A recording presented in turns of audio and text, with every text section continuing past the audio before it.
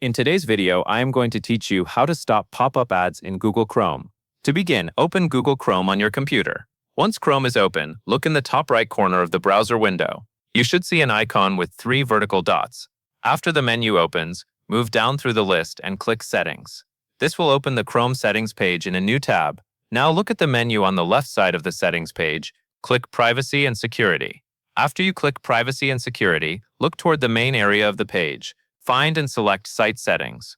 Once you are on the Site Settings page, scroll down until you find the option labeled Pop-ups and Redirects.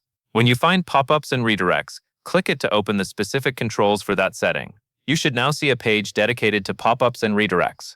Look for the section called Default Behavior. Under Default Behavior, select Do Not Allow Sites to Send Pop-ups or Use Redirects. You usually do not need to click a Save button because Chrome settings update as soon as you choose the option. That covers everything you need to know.